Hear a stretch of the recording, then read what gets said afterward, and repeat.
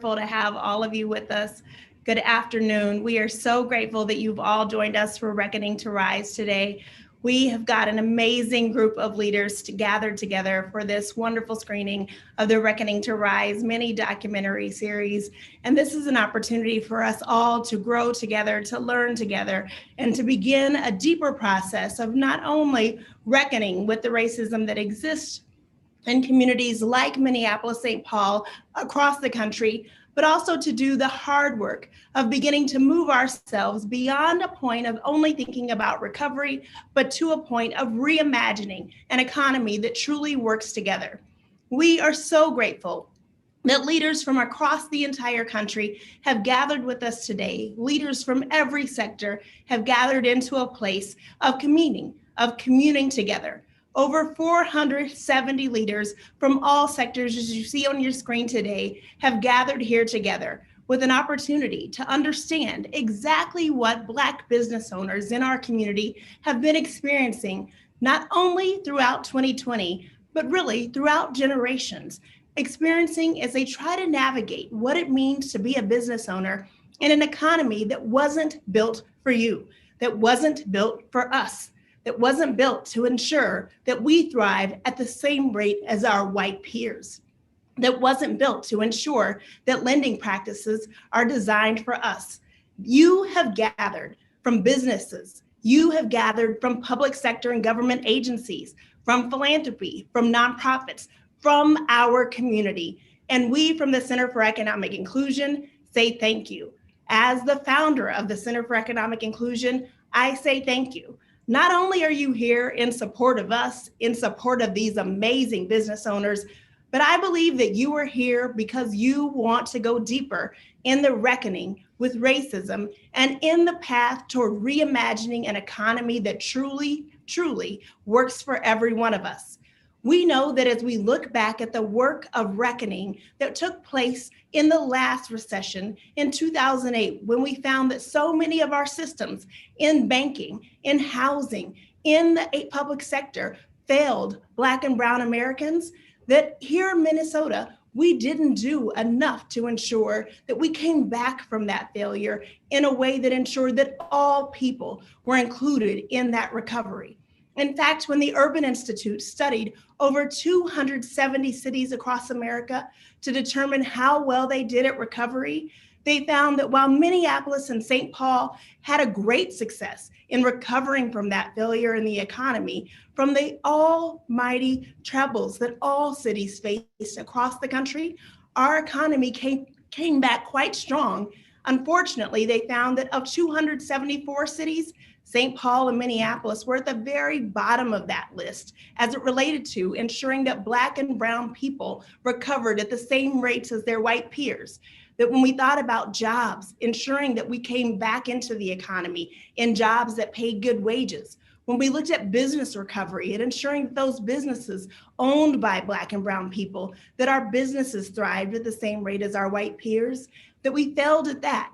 And that we looked at housing, ensuring that the housing policies and incentives were also in the hands and in reach of Black and Brown homeowners and renters, that we were not successful at centering the very people who suffered the most in that economic failure, that our communities failed at some of the worst rates in the country.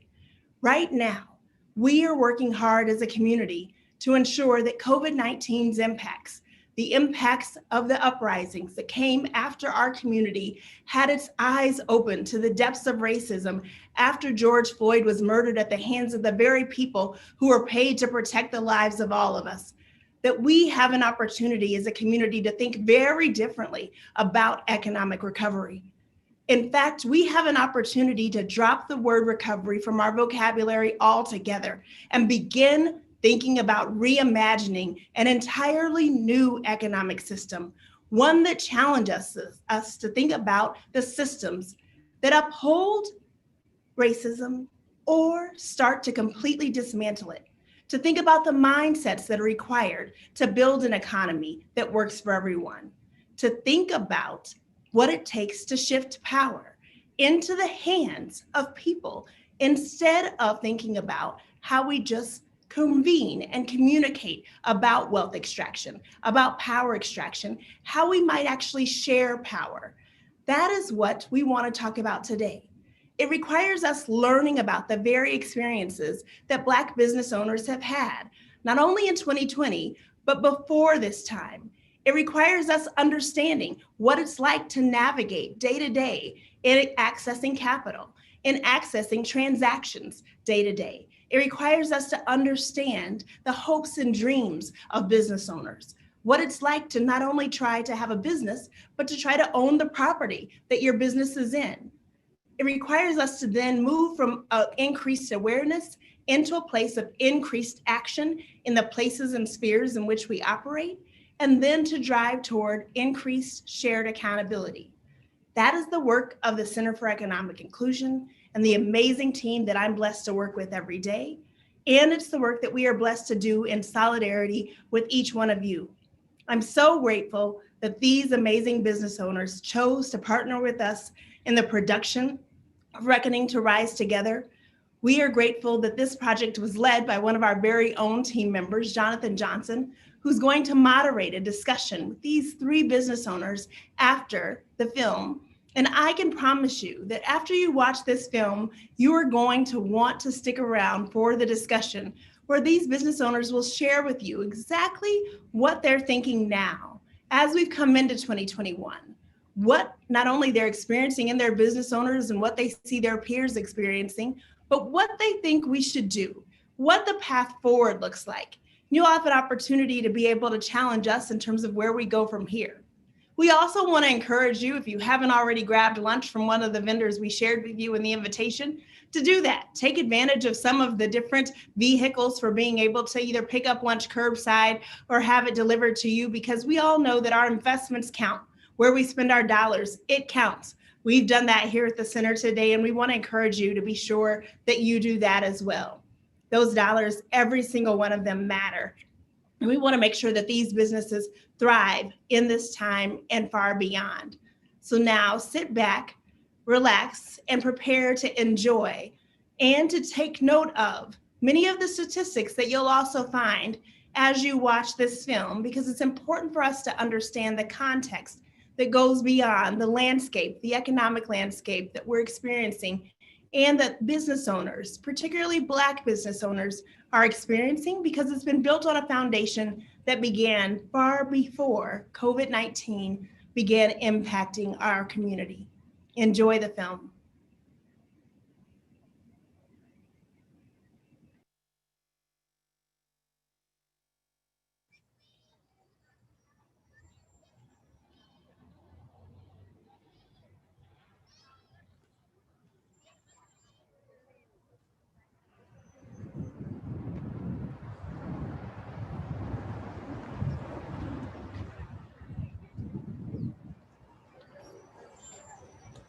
Ooh, it looks so bad.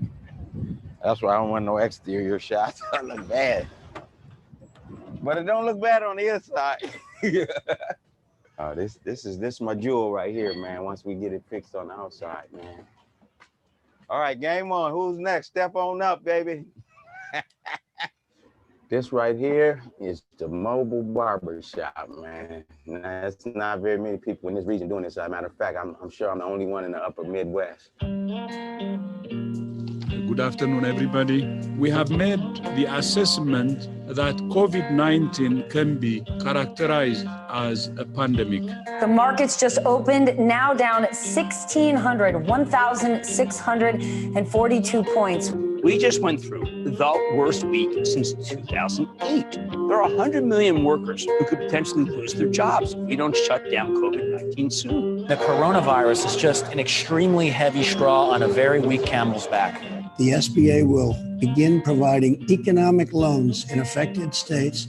Remember, the economy is absolutely broken and has been shut down. People's life savings are going to be pulverized. God help anyone who was living paycheck to paycheck. In the days and weeks ahead, we expect to see the number of cases, the number of deaths, and the number of affected countries climb even higher.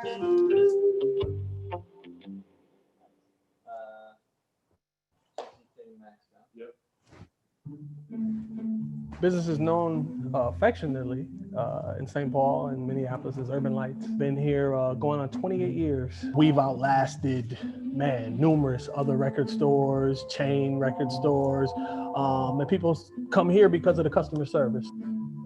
At the end of the day, business is a business and should be treated as such. The Nail Bar is a full-service nail salon. Part of the mission and vision in opening the Nail Bar for me was around providing job security and opportunities for staff that may not work in your traditional kind of neighborhood salon. We opened in June of 2019 and then relocated to our new space here in Uptown in November. We're a barbershop and a salon here in South Minneapolis. We've been here for 13 years. We currently have 5 barbers that work here. I work really hard to make sure that we create an atmosphere here that's comfortable for anybody. Whatever race, creed, or color you are, you can feel comfortable in my establishment. Being down here on Lake Street it's kind of a rough neighborhood here.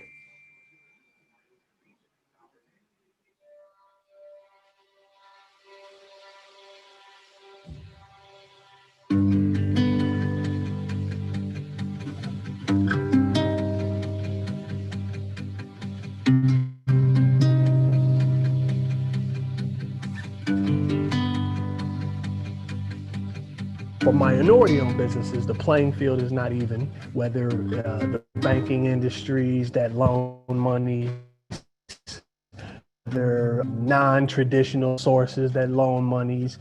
It's not an even playing field. It needs to be. We were really hitting our stride. We had grown a really good audience and client base, had firmed up our staff, and then in March, we closed. When COVID hit and Governor Tim Walz ordered us to shut down everything, that was a pretty devastating blow. It came so quickly that the impact of it was pretty difficult. I've been barbering for 34 years now, so to experience something like that was very, very unusual. I know a lot of people in this industry that they live haircut to haircut. If you weren't a person that took time to put away money for a rainy day, you could have been in trouble. You really needed that little bit of help from the federal government and whatnot. The White House and the Senate have agreed to a roughly $2 trillion rescue package. That's 12 zeros for those of you who are counting. That's the largest in American history. I can't think of another major vote on a major piece of legislation that was this unanimous, 96-0. Help is on the way, big help and quick help. This is a proud moment for the United States Senate and for the country, and we're going to win this battle in the very near future.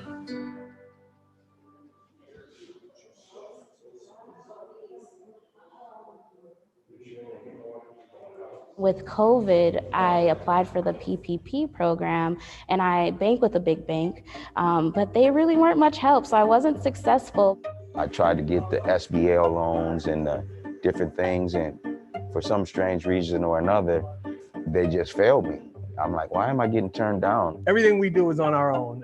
We've been turned down by numerous grants, loans. The last letter that we received from the state said, look like you guys are doing pretty good. You'll be fine. I don't know how much more impacted you can be than shut down, because that's zero. Again, business is business. It's fair. You judge people on what they bring to the table, what they don't bring to the table, and give as such, lend as such, loan as such. Funds from the Paycheck Protection Program were exhausted in less than 2 weeks, and there are now questions about where the money went. The program is a Small Business Relief Act. It was directed towards companies with 500 employees or less. There was no real government oversight and said, hey, where we need it most, that's where this money is going. No, it was whoever showed up for the first in the door. And that meant companies with more resources were able to get there. I know people who've gotten lots of money. People who don't even have an office got money. Major companies, I know CEOs of major companies who got money and they didn't even ask for the money. So the system's flawed. There are a number of lawsuits against the big banks say that the banks put their biggest clients first so they could maximize their profits off this program. 70 publicly traded companies. Ruth Chris ended up applying twice and getting $20 billion. If there were two clients, it could be the same exact business sitting across the desk from the loan officer. If one of the clients had more net worth and they were requesting a larger loan, the loan officer would probably favor that individual over the person asking for the smaller loan because they're getting paid higher for the person who's requesting the larger loan. That is how many of us from Main Street America got shoved to the bottom of the list. If you didn't have a nest egg or any money saved, the effects of that got pretty devastating. That was about a 10-week stretch.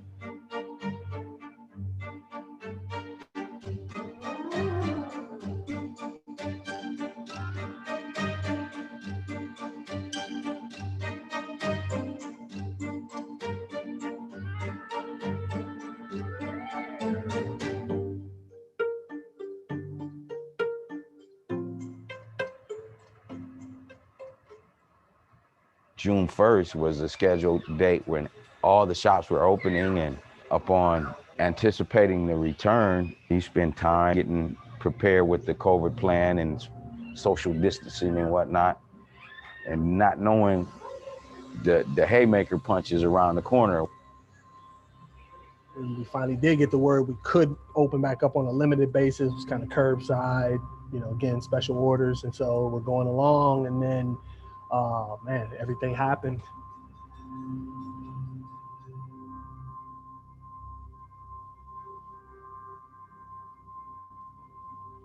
Breaking overnight and into the early morning, the riots bring justice to George Floyd's death have left another person shot and killed while chaos reigns over the city.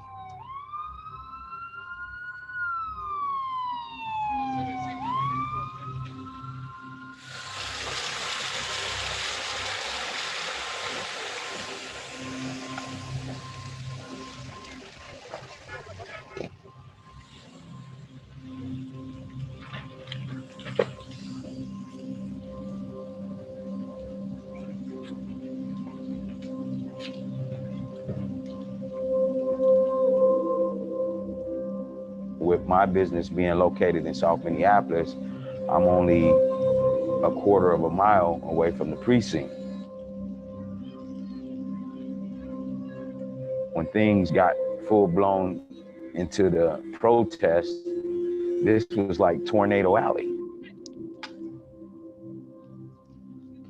I happened to get up in the middle of the night and noticed that my phone had been blowing up, and I seen his live stream on Facebook. As he panned to his left here, I was able to see somebody snatch that TV that was right up there and was exiting the building, which moved me as a state of emergency. Get up, get down there. Honestly, I really never thought it was going to come to St. Paul. I am driving Hiawatha and I'm crossing the bridge and I'm seeing all the people pulled off to the side and phones out and the whole thing. And so, of course, pull the car over and go, what's going on? And Target is being ransacked at that particular time. And in the background, the AutoZone's on fire and Wendy's is on fire. So I'm like, wow, this is real. We better get to St. Paul. They just burned down my job. I got a baby to take care of. I tried to stop it earlier. Somebody was trying to burn it down. I'm like, no, don't burn it down. I work here. I got a baby to take care of. You saw them stuff? No, this was before this all happened. They was trying to because they already done broke into it. They took the money, whatever else they took or whatever.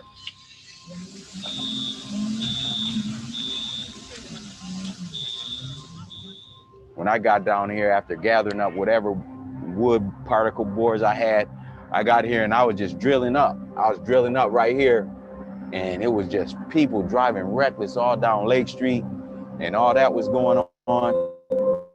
And they had crashed through the and going through there, it was like it was a drive-through liquor store. Pulling up, running in there, grabbing bottles, and you were just seeing people. I mean, whatever you like to do, you knew you could get away with it that night. At that point, the loss that I suffered was minimal. So I had to be thankful for that. You know, we come to this side of town, immediately nothing's going on. The next morning, somebody comes running in and goes, yo, they just tried to loot Target down the street. They're coming this way. So the rest of the day, literally, we're out front, people walking by, people are like, nah, leave them alone. They're good. They're good. And again, we're seeing everything happen. People are running around, you know, it's going down. And literally later in the evening, as things progress, then, you know, we get some people who kind of tried us for whatever reason. The next night, they came through again, and I was unaware that, you know, I had been hit again. Things piled up, more loss, more theft, more vandalism. That horrible event really changed the community, and community is a lot of the root and heart of the salon as well. And so we had lots of conversations. We really tried to focus on creating a safe space for people. It was really a 1-2 punch to watch all this go, and you're expecting after 10 weeks to get back on the grind and get back on your money and let's get things restored, and out of nowhere something like this was to happen. I think that was a pretty devastating blow.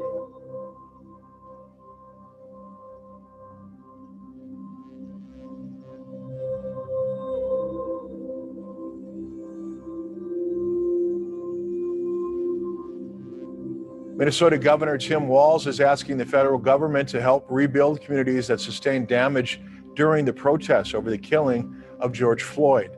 Walz says the unrest resulted in the destruction of critical public infrastructure.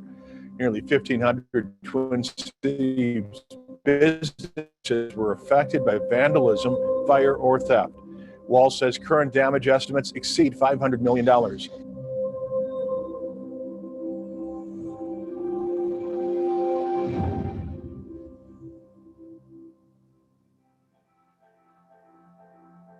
We just had a lot of people who really, really support the store. You would not believe people would just pull up and be like, y'all good?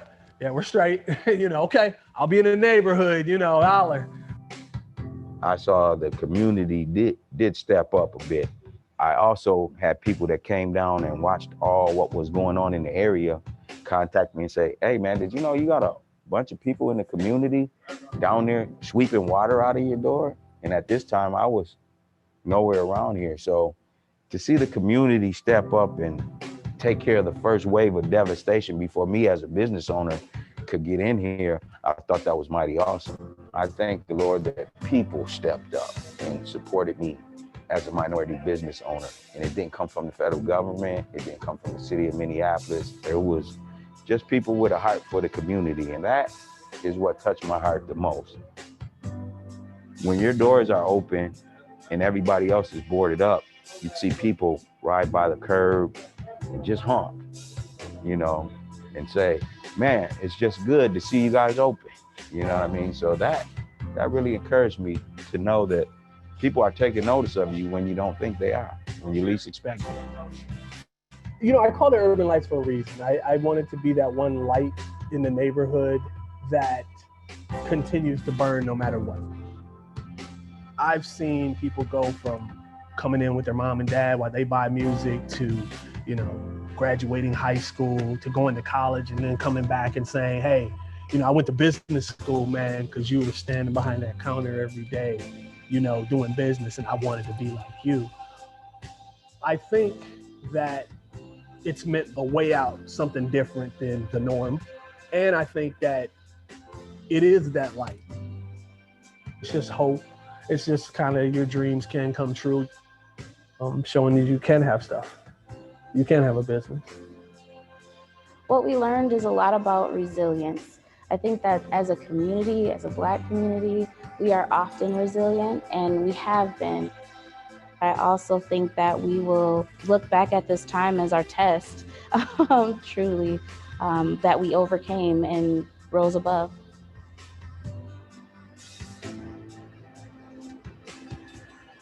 Oh, once they rewrap it, it'll be pretty again. See the ugly duckling right now. It's gonna take time This area is gonna, it has a scar. Our city's scarred up right now. When people just come down here to see and look. Months later, people come here from out of town to look and see. Native Minnesotans that don't live here anymore, they come just to look and see. And our town is scarred up right now, and it's still healing, but we're gonna come back.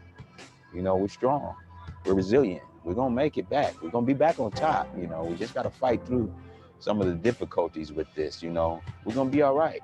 We're gonna make it. At the end of the day, we're gonna be all right. We're gonna be all right.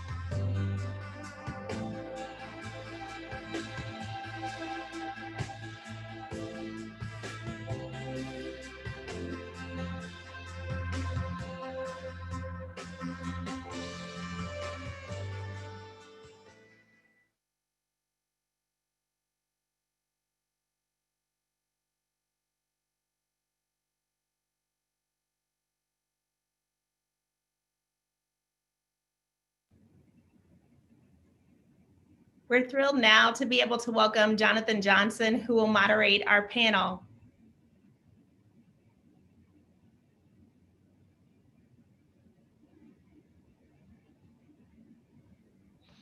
Thank you, Tawana. This has been amazing, and I appreciate the opportunity to moderate this panel. Once again, my name is Jonathan Johnson, and I am the Business Development and Strategy Fellow here for the Center for Economic Inclusion. Now, I want to welcome our wonderful and beautiful panel. We have here Jim Mills, Tim Wilson, and Kiera Ellis. Once again, we have here Jim Mills, who is the owner and operator of J Clips Barber and Beauty, a retail barbershop and salon that he launched back in the year of 2007. A professional barber in South Minneapolis for 35 years, J Clips serves up to 250 customers every single week. In the year of 2010, Jim launched the first mobile barbershop in Minnesota, which is still in operation on today. As an ordained minister, Jim ministers and serves to men at New Hope Metro, a faith-based drug rehab center. We also have here Kiera Ellis, who is the founder and owner of The Nail Bar, a full-service nail salon located in the uptown area of Minneapolis. Kiera opened The Nail Bar to elevate the client experience in nail care and to bring Black excellence to the field. While growing and running her business, she also works as a community engagement leader at the Masonic Cancer Center of the University of Minnesota. And finally, we have here Tim Wilson, who is the owner and operator of Urban Lights Music, the only Black-owned record store in the Twin Cities. Since the year of 1993, Tim and Urban Lights have been an important cornerstone of the community, and Tim has served as a resource and mentor to musicians and music lovers alike, both locally and nationally. I want to say welcome, and on behalf of myself, the entire Center for Economic Inclusion staff and partners, we say thank you to each and every one of you for today and joining us and participating in the Reckoning to Rise Together film. Once again, welcome everyone. So before we get into the moderated discussion, I want to ask a simple question. I just want to check in and to see how everyone is doing. Let's first start off with Jim. Jim, how are you today, sir? I'm good. I'm good. Good. All is well, man. Fabulous. Kiera, how are you? I'm doing well as well. I think it's a roller coaster of a year, but I'm excited for a fresh start to 2021. Hey, I hear that. And lastly, Tim, how are you today, sir? Good, blessed. Good, good, good, wonderful. So I want to get into our first question, and this will be addressed to Tim, and they will move to Jim and also Kira. The first question that I have is, tell us about your business. When did you start it? What did you do? What do you do? And what motivated you to go into business? Urban Lights Music is the business. We began in 1993. We are a full service music space, let's put it that way. Can handle anything you need music wise, doesn't mean what genre, what color, whatever. We got it. If you need it, I'll make it happen for you. Yeah. Great. And Kira, tell us a little bit about your business.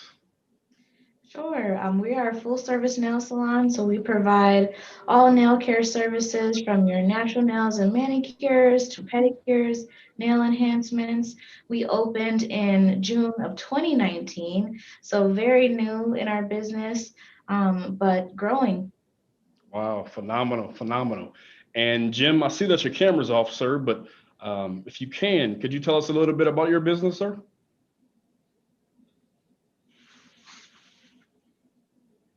Perfect. So let's move ahead. The second question I have, and we can jump over to Tim. It's as Black business owners, what has your experience been during your time as an entrepreneur and also once again a Black business owner? It's a roller coaster. At the end of the day, it's a lot to have a business. First of all, everybody wants one until they have one.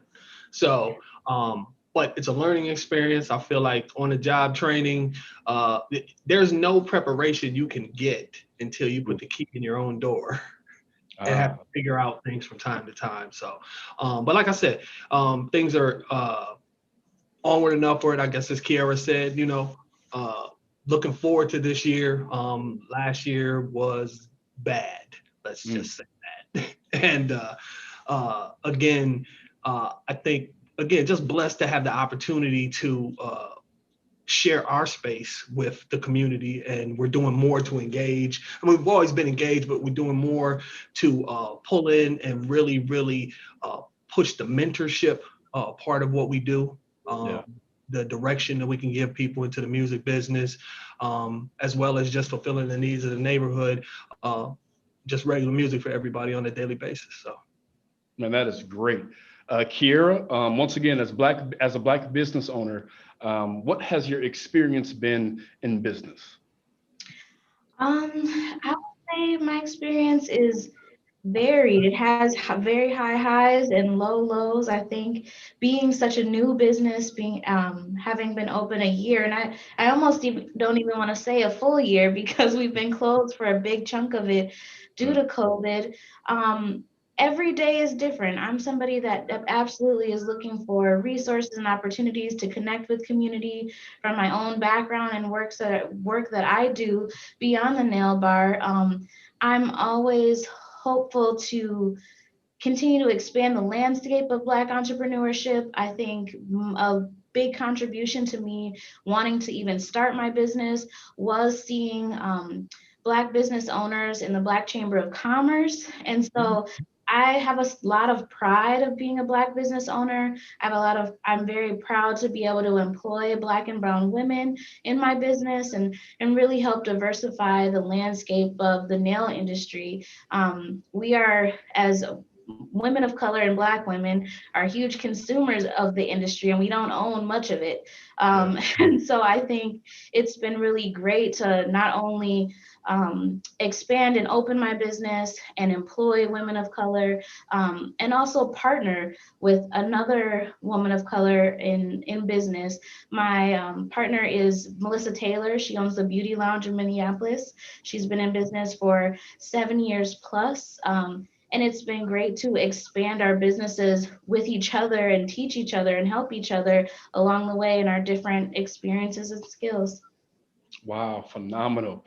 Jim, sir, a quick question. As a Black business owner, what has your experience been?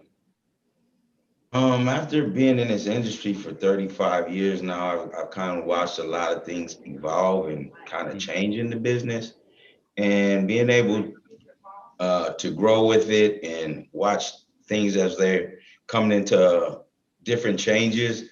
I try to stay ahead of the curve a little bit. I mean, it's been good, but I've had difficulties at times that, you see the different situations where my shop's been ran in by police before. So, to experience those difficulties, you never seen that happen in the white shop before. So those were some things that I felt were difficult. As you looked at the video, you noticed I've launched a mobile service, which I feel like is futuristic. And in the time of COVID and things difficult right now, I'm very optimistic about changing and growing with this industry and bringing new things that make give me a chance to have an upper end in business right now. Yeah. Phenomenal. So the second question that I have is, each of you have experienced, different yet serious challenges navigating COVID-19, the restrictive lending practices, and then the rioting that followed the peaceful protests after George Floyd's murder. So on today, how is your business, and what challenges have you experienced as you have rebuilt, both physically, emotionally, and with the community? We can start off with Jim.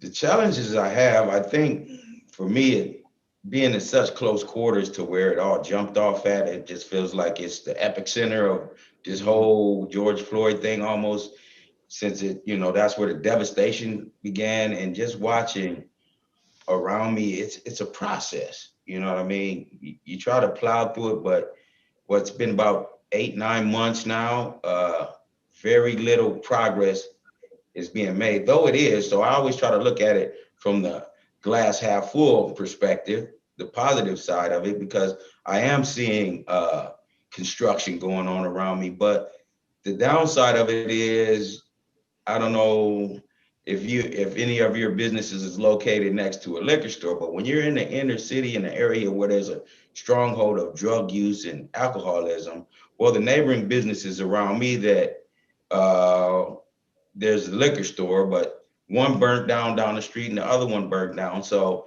a lot of unwanted things have gravitated to my front door. And with so many other neighboring businesses closed, it's a lot of pushback. There's a lot of difficulties, but we're gonna make it through it all. But it's got a lot of challenges because there's not as much movement around.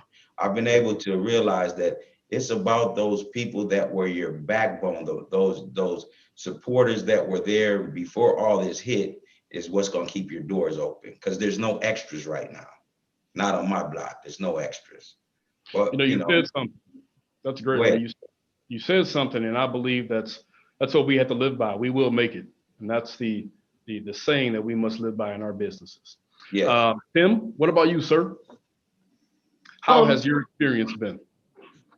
Experience has been varied, to say the least. At the end of the day, we have, we're back rolling again, and that's all cool. But it's similar to what Jimmy was saying, is that, the Midway area in St. Paul is devastated. There's, 4 African-American businesses left on the block. We have the chain stores are gone. The reasons for people coming to the Midway are gone.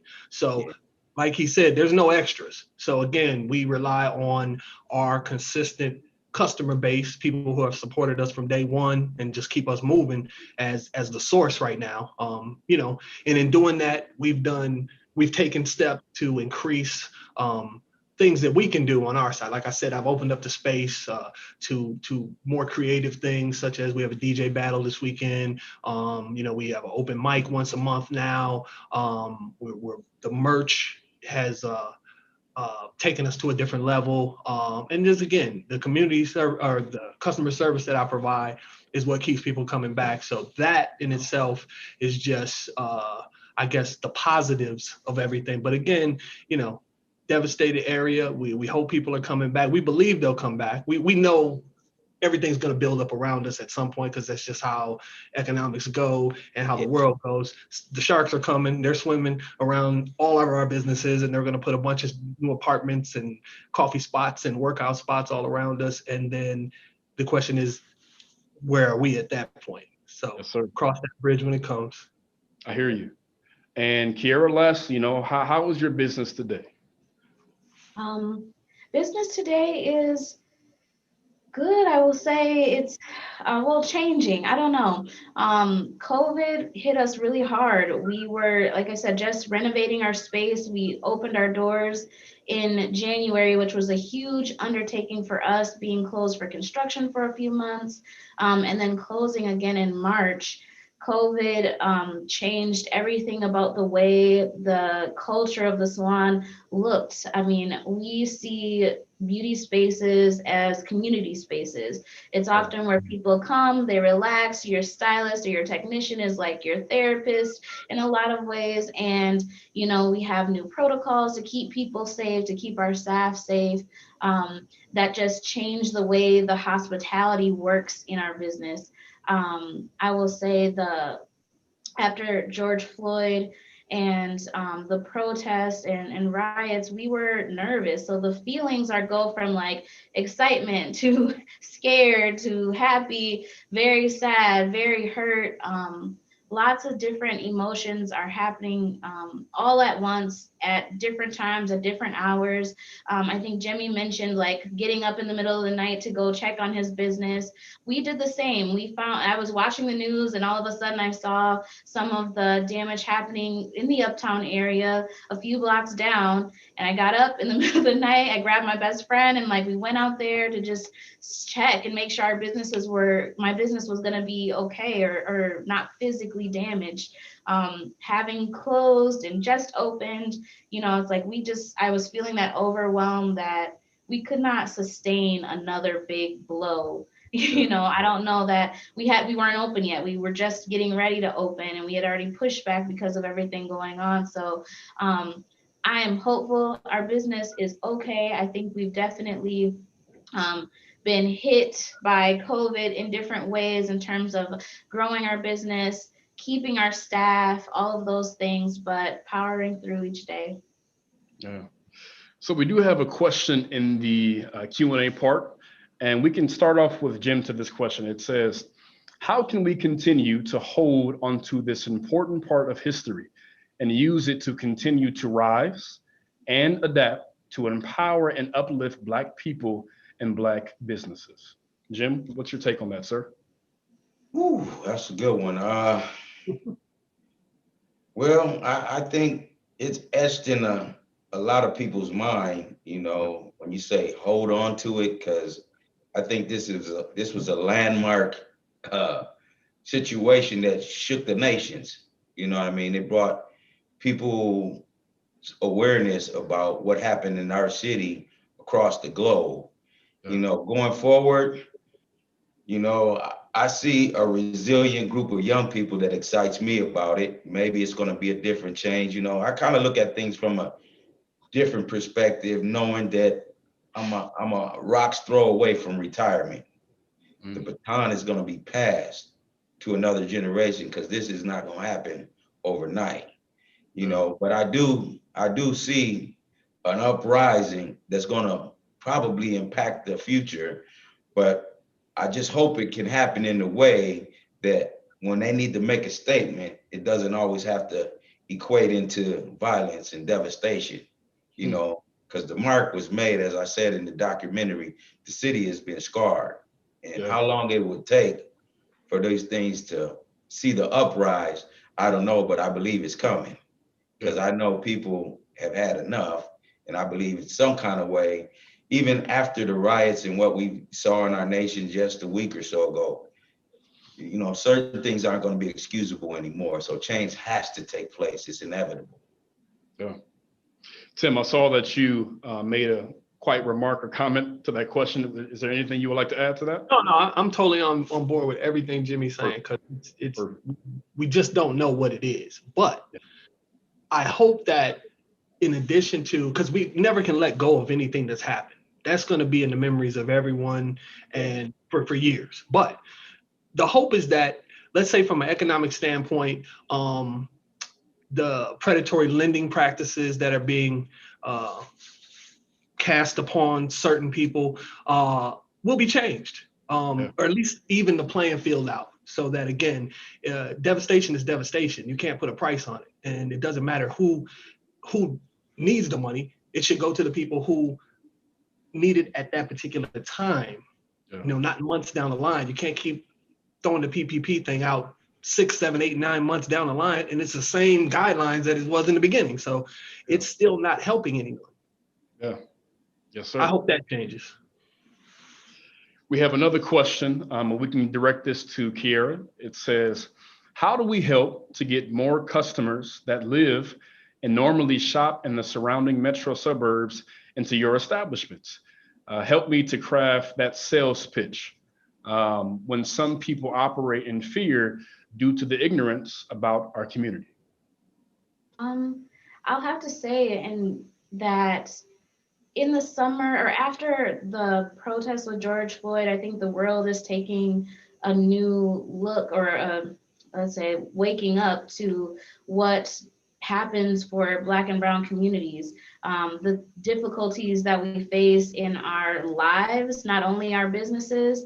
I think we were able to really see, we saw this, the nail bar, we saw this huge rise in like marketing opportunities and PR and being put on these lists for businesses. We saw a ton of new clients that had never shopped with us before, booking appointments and things like that. I think, we can't support in the moment. And you have to start to see, people need to start to shift and see that Black-owned businesses are not only for Black people. Our Black communities are not gonna sustain our businesses solely, and we don't create these establishments only for us, while everyone is welcome. And I think that's one of the things that has been really cool about the growth of the nail bar, is that we do see a diverse clientele. It is heavily people of color, because I think we saw an opportunity for changing the way we experience service from this industry, being with really focused on the staff and the way that we deliver service, and other people should come in and enjoy it. So they can't just support our businesses for the meantime. Know that those services are coming. Our service and our business is long-term. Going to your, suburban salons or businesses is not necessarily going to keep you embedded in community, keep you thinking about the way that you can support community or what's happening on the ground level. It really makes you stay in a bubble. So for folks that are wanting to support and get out there, it is up to you to be intentional about how you spend, where you spend your time, who you start to attract in your community, because it's beyond our neighbors. It absolutely means that everybody has to show up. Amazing. We have another question in the chat box. Let's direct this to Tim. It says, are you all worried about gentrification coming in now? In other states, when this happens, it has been known to raise the property values, thus raising property taxes to ridiculous levels, to a point where people of color cannot afford, and then that will cause Black-owned businesses to go out of business. Tim, what's your take on that?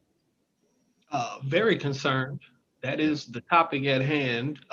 And I think for all of these areas, whether it's the Midway, Broadway in North Minneapolis, Lake Street in South Minneapolis, it's the same situation. Again, when I said the sharks are swimming around, I mean, new apartment complexes are coming. New coffee shops are coming. They're not necessarily for us, but they're coming. So yes, definitely worried and concerned about that, because that's what happens. When you come into an area, you raise the property values, and not saying that they shouldn't, because everything should change. Things shouldn't go and get better and better and better. But I think that's one of the things you guys do with the Center for Inclusion, is that include us in those conversations, include us in that money making process, and let our businesses flourish as well as the chain businesses or that new coffee shop that you want to put on my corner. Yeah, amazing.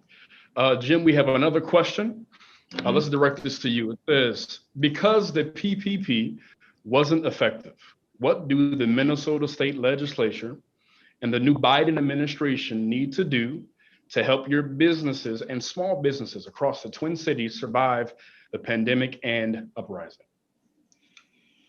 Well, I think they could definitely change some of the guidelines that govern that, because it's quite obvious that that didn't work. You know, when you look at small businesses such as mine, most of the people that work there are independent contractors.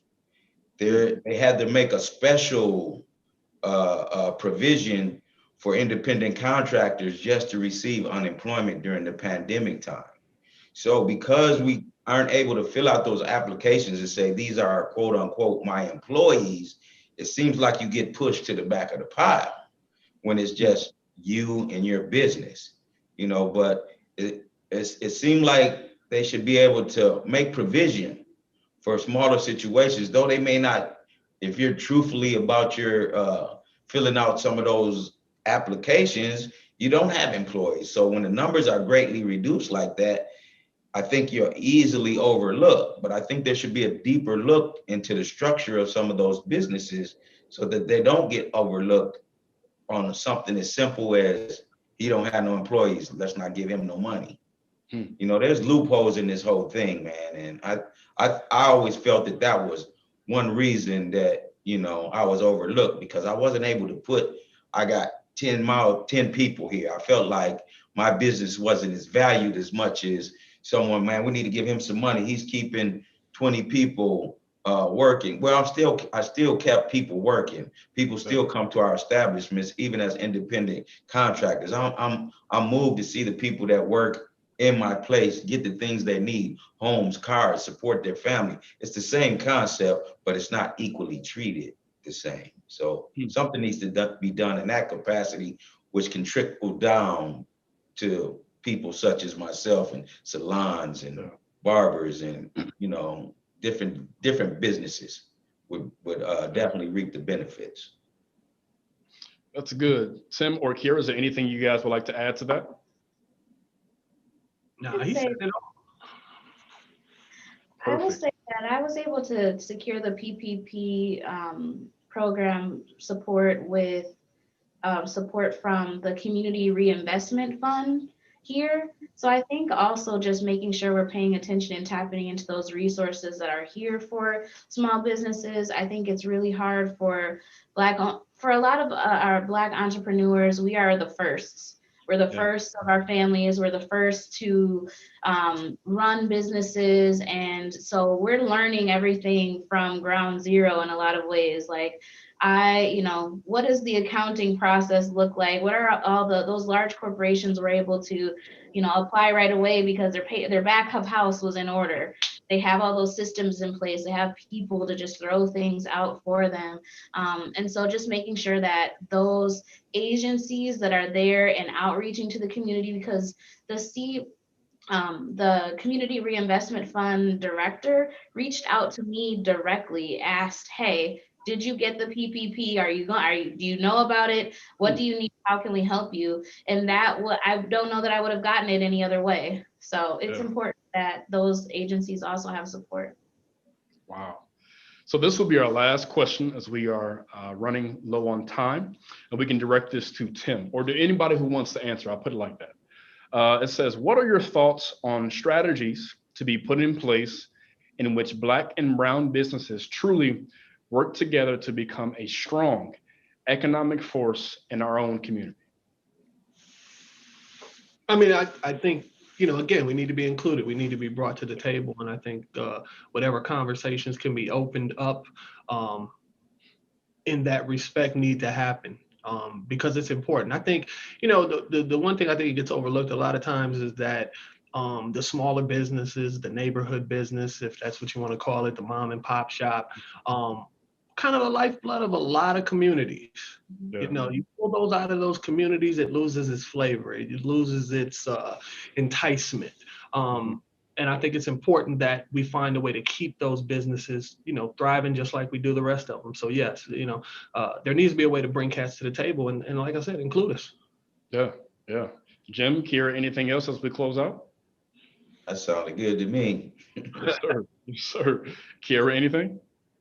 I think just continuing to support each other. The best strategies is to support each other. Sometimes we hold ourselves to different standards and we shouldn't. We need to be able to allow each other to grow, continue to support, send a DM to say, hey, this didn't look right. Maybe you should consider this, not to publicly shame, but allow people to actually grow, that kind of stuff. I think, again, really focus in on community is what we know so that we can grow. Phenomenal. Man, thank you all so much. Now I want to turn this back over to our founder and CEO, Tawana Black, who will close us out. Thank you all so much. Thank you so much to Jonathan. Thank you so much to Jim, to Tim, to Kiera. You all were phenomenal. I just want to say a big thank you again to each one of you. This could not have been done without your willingness to share your stories, to share your experiences, to share what it means to be doing business in our community, to be navigating the waters of building a business in our community, to be building a Black-owned business in our communities. I learned a lot from each one of you today, and I'm certain by the chat, by the questions that are coming in, that our panelists did as well. And we want to continue this conversation with you all online. So please continue to share your comments, share your ideas with us on Facebook, on Twitter, on Instagram, on YouTube. And please also take the time to respond to the survey that you're going to receive here later today from us on email. We also want to invite you to join us in February. Every Thursday at noon, we're going to continue the Reckoning to Rise series, and we want to encourage you to join us for that series in February so that you can take advantage of discussions with speakers, business owners, and others like this, because we think it's important that Black-owned businesses are centered not in recovery, but in reimagining an economy that works for everyone. So be sure that you join us for that. Thank you all so much, and a big thank you again to Jonathan and to Tim, to Kiera, and to Jim for all of their partnership. Thank you so much.